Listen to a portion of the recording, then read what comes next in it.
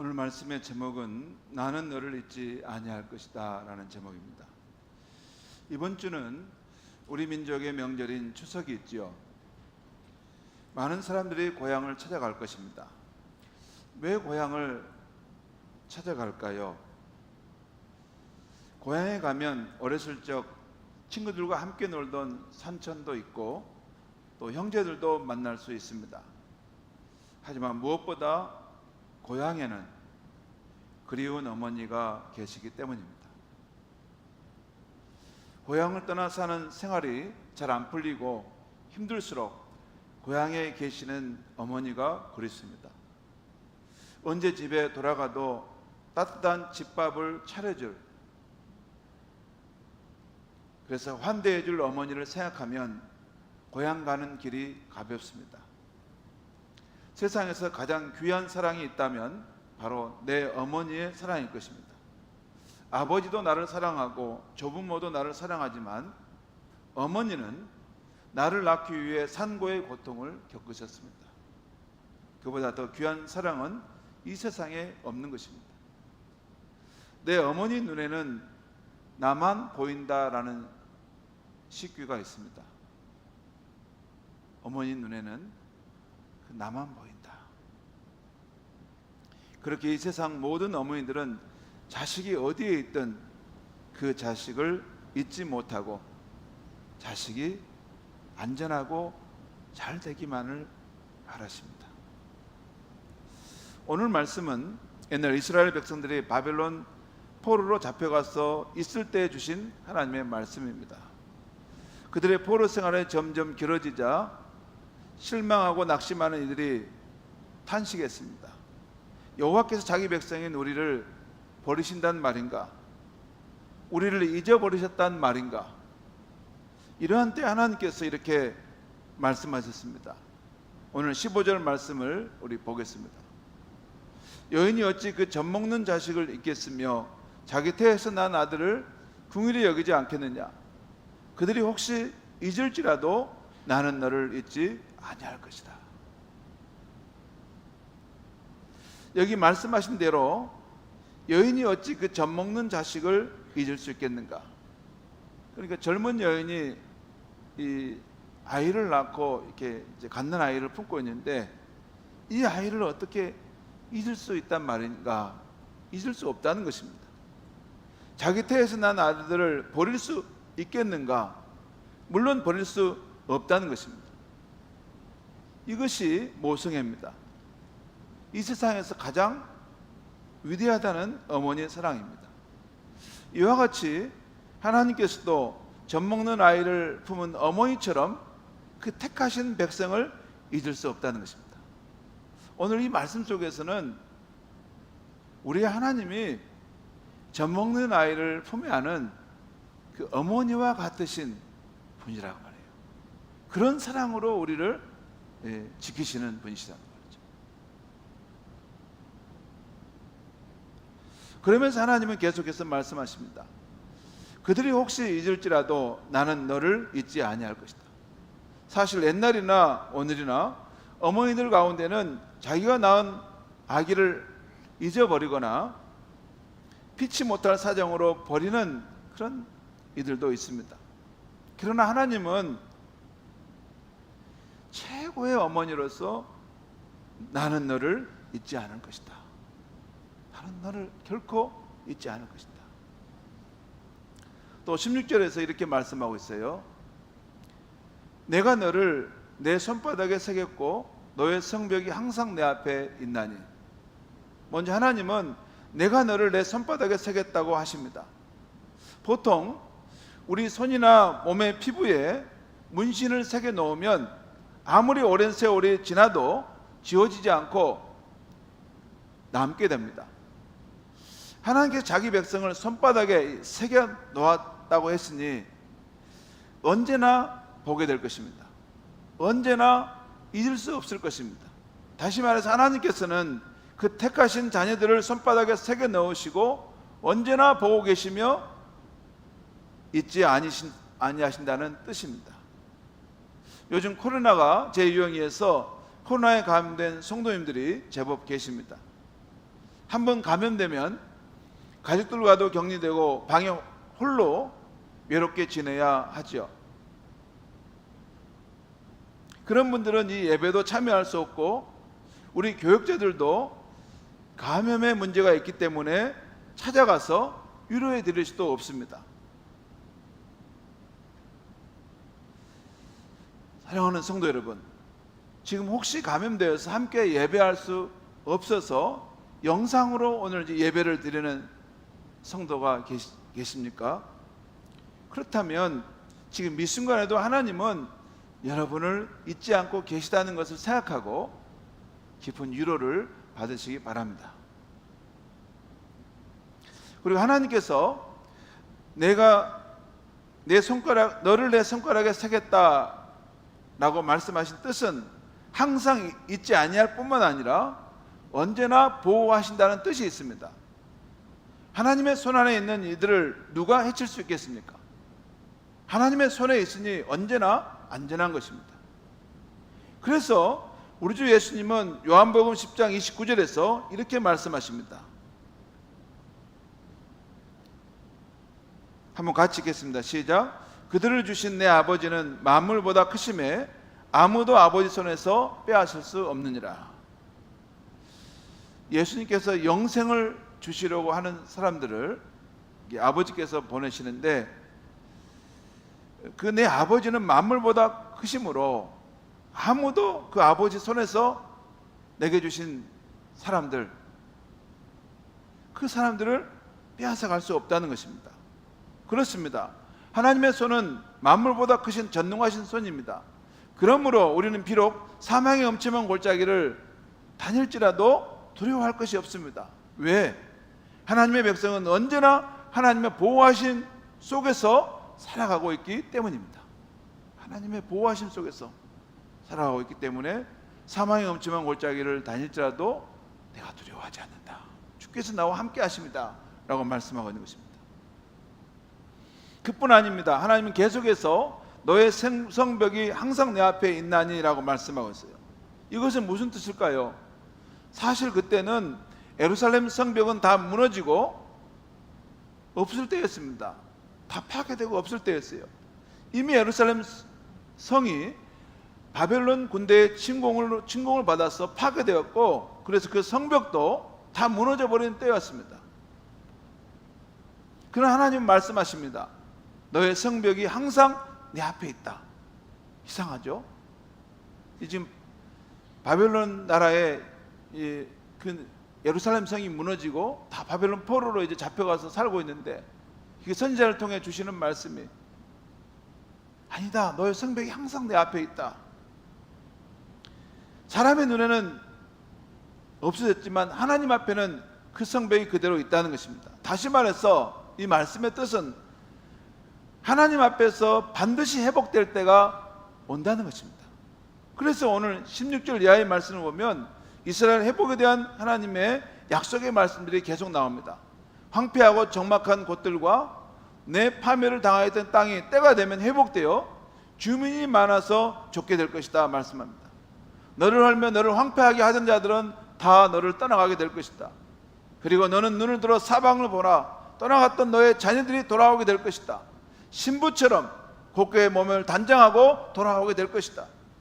그리고 지난날 자녀를 잃고 너가 외롭게 살았지만 이제는 고난 중에 낳은 자녀들이 번성하여 기쁨을 누리게 될 것이다 라고 말씀합니다. 오늘 말씀 20절과 21절의 말씀만 한번 보겠습니다. 같이 한번 읽겠습니다. 시작. 자녀를 잃었을 때 낳은 자녀가 후일에 내 귀에 말하기를 이곳이 내게 좁으니 넓혀서 내가 거주하게 하라 하리니. 또 보겠습니다. 그때 너가 내 마음에 이르기를 누가 나를 위하여 이들을 낳았는고 나는 자녀를 잃고 외로워졌으며 사로잡혀 유리하였거늘 이들을 누가 양육하였는고 나는 홀로 남았거늘 이들은 어디서 생겼는고 하리라. 여러분, 살다 보면 이런 날도 있습니다. 나는 외롭고 나는 정말 가진 것도 없고 소망이 되는 것도 다 이제 빼앗겠다라고 여겼는데 어느 날 삶의 상황이 역전되는 상황이 있다는 거예요. 그게 안 믿어지면 어쩔 수 없지만 인생을 오래 살다 보면 이렇게 인생은 출렁거려서 다시 또 바뀌어지는 상황이 발생합니다. 그래서 한 과정에 한 순간만 보고 이게 끝인 것처럼 절망하는 사람은 아직 믿음이 없는 겁니다. 우리 인생에는 이게 내가 외롭고 정말 모든 것을 잃어버린 것 같은, 나는 이제 아무런 소망을 가질 수 없겠구나 하는 그런 때가 있을지라도 그것이 어느 순간에 출렁거리면서 역전되는 상황이 발생하면서 야, 삶이 이런 때도 있구나 라고 말한다는 거예요. 한마디로 너를 황폐하게 하던 자들은 떠나가고 자녀들은 돌아오고 너의 삶은 놀랍게 회복되는 역사가 있을 것이다 라고 약속하고 있는 것입니다. 그런데 성도 여러분, 실제 이스라엘 역사를 보면 이 하나님의 약속의 말씀대로 결국 그 역사는 이루어졌습니다. 그 때가 되어 하나님의 구원의 역사로 이스라엘 백성들은 바벨론 포로에서 풀려나서 고국으로 돌아오게 되었습니다. 그걸 시편 126편에 보면 마치 우리가 꿈꾸는 것 같았도다 라는 편. 여호와께서 우리를 포로들 그 삶에서 돌이키실 때 마치 우리가 꿈꾸는 것 같았도다, 우리 입에는 찬양이 찼었도다 라고 선언합니다. 그리고 고국으로 돌아와서 그 무너졌던 예루살렘 성을 다시 재건하게 된 것입니다. 결국 하나님은 그 백성의 고통과 탄식을 잊지 않고 때가 되자 그 회복의 역사를 이루었던 것입니다. 사랑하는 성도 여러분, 오늘 본문의 이스라엘 백성들이 포로 생활이 길어졌을 때 시리에 빠지고 낙심했던 것처럼 오늘 우리들 가운데도 어려운 일이 안 풀리고 그날이 길어질 때 하나님이 나를 버리셨는가, 하나님이 나를 잊으셨는가 하는 생각이 들 때가 있습니다. 또 나를 힘들게 하는 어떤 병에 걸렸는데 그 질병이 오래가고 나을 희망이 보이지 않을 때, 또한 소중한 사람이 갑자기 세상을 떠나게 되는 큰 슬픔을 당하게 될 때, 왜 하나님은 내게 이런 일을 겪게 하시는가, 하나님은 왜 나를 버리시는가 하는 생각이 들 때가 있습니다. 또 어떤 이들은 어떤 간절한 소원을 두고 하나님께 기도하는데 속히 이루어지지 아니하게 돼서 그만 실망하여 하나님께서 나를 잊으셨는가 하며 낙담하기도 합니다. 최근에 한 권사님이 힘이 빠져 있는 거예요. 원래 그 권사님은 이렇게 늘 생기발랄하게 다니는데 힘이 빠져 있는 거예요. 왜 그러시냐고 물어봤더니 요즘은 기도빨이 안 듣는 것 같아서 힘이 빠진다는 것입니다. 왜 하나님은 내 기도를, 요즘에는 내 자녀를 위한 그 기도를 안 들어주시냐 하는 거예요.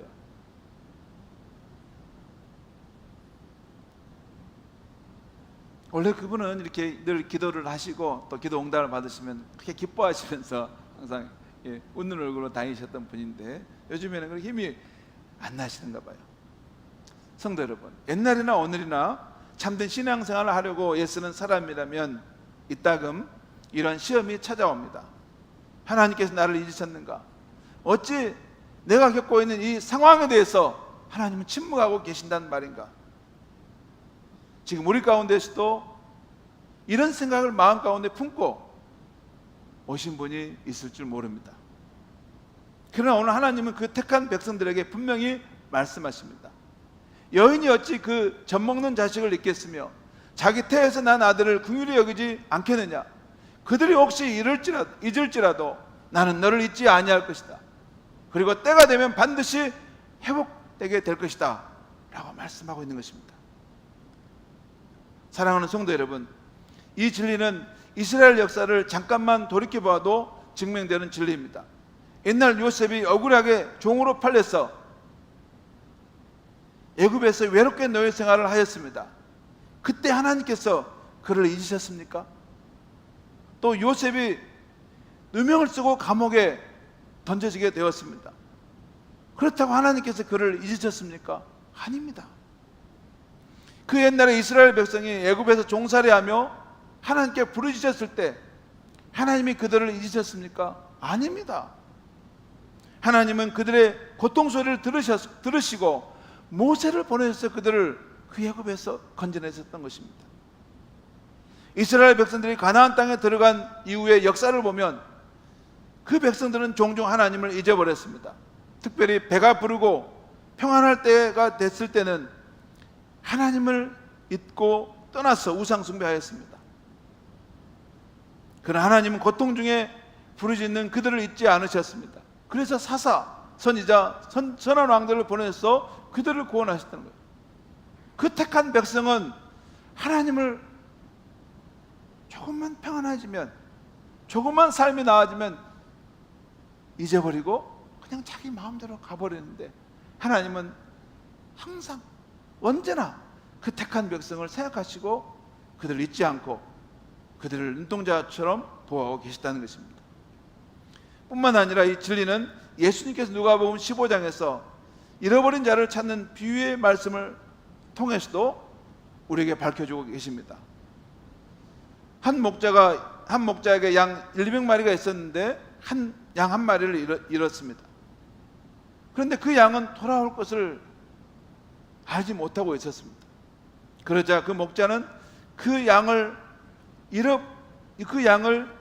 잊지 아니하고 산과 들을 헤매고 찾아다녀서 그 양을 구원해냅니다.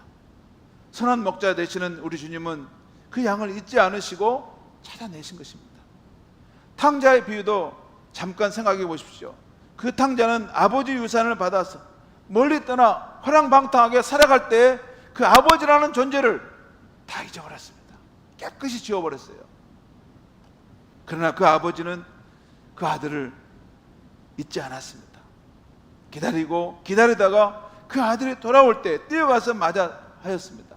아들아, 나는 너를 잊을 수가 없었단다. 너가 죽은 줄 알았는데 이렇게 살아있구나.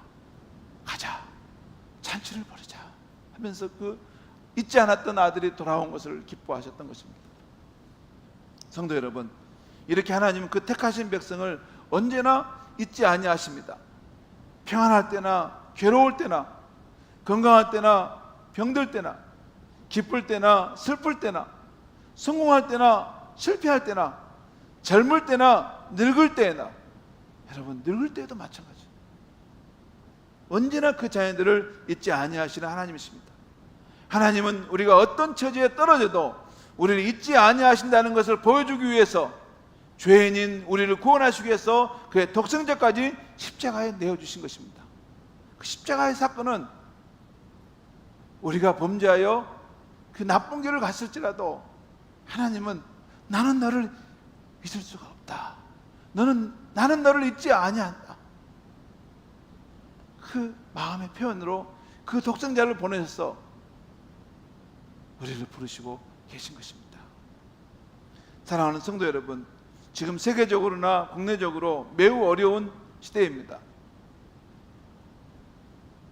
지금 코로나와 또 기후변화 위기와 경제 상황이 매우 어렵습니다. 우리나라 물가는 널뛰기로 뛰어오르고 불경기에다 높은 이자로 힘들어하는 사람들이 많습니다. 한 치 앞을 예단할 수 없는 시대입니다.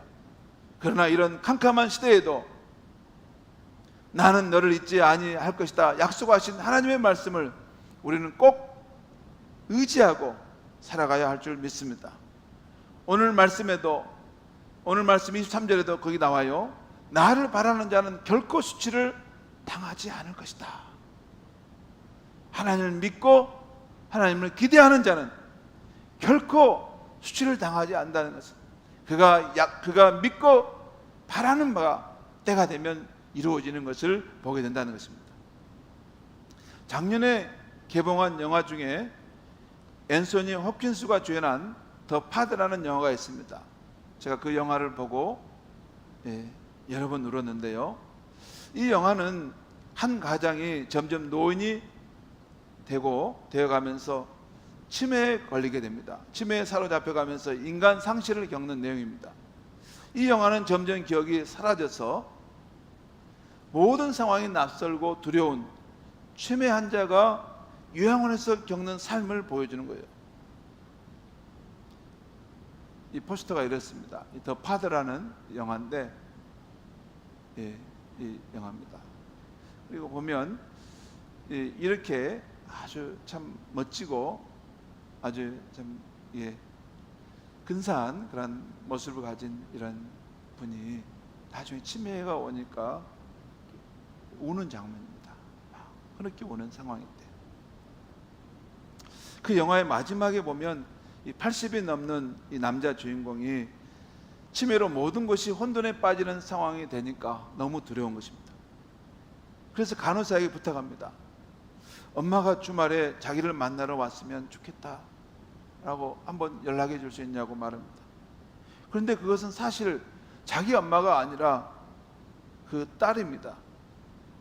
그 딸이 주말에 한 번씩 찾아오는데 엄마라고 그걸 잘못 기억하고 있는 것이죠. 그래서 그 간호사가 앤서니, 그는 당신의 딸입니다 라고 말해줍니다. 그 순간 그 주인공은 혼돈과 불안에 빠집니다. 그때 그 앤서니라는 주인공은 엄마 보고 싶어? 나 여기서 나갈래? 하면서 어린아이처럼 옵니다.